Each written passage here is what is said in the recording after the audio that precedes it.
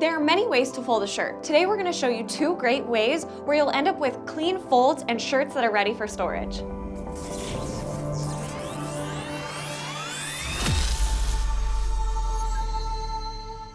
Hey guys, it's Melissa from ShirtSpace. So the first fold we're going to start with today is the conventional fold.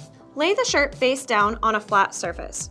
Smooth the fabric out to remove any wrinkles on it. Pull the sleeves out so they are not bunched. Fold the shirt sideways into thirds to bring the sleeves in. Work on one side of the shirt at a time, gripping the hem and the shoulder. Folding the shirt over itself, then lay the sleeve down on top of it. Fold the sleeves back if they do not lay neatly over the fabric. Fold the shirt in half from the bottom up. Repeat folding the shirt in half to reduce its size. Grab onto the bottom edge created by the previous fold and bring it up again. A great way to store shirts that are folded this way. Stand them up inside a drawer or bin like files. This way you can flip through them, see the designs, and easily pick out what you need. Now that you have that one down, we will move on to the quick fold. Lay the shirt face up on a flat surface. Pinch the left shoulder 2 inches from the side seam. Draw a line with your finger to the middle point from the shoulder you are still pinching. Pinch this middle point. While pinching with both hands, move the shoulder straight down under your right hand.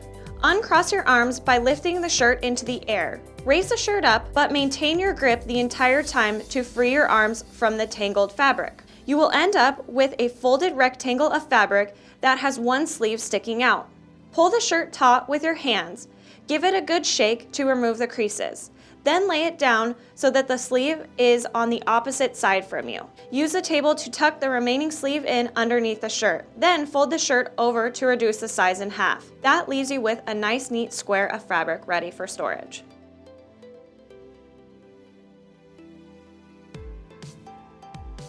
So what did you guys think? Which t-shirt folding method works best for you? Let us know in the comments below. Also, if you guys have any questions or any ideas for videos, also put those in the comments below as well. Make sure you subscribe, turn on your notifications, and have a great rest of your day. Oh, hey there.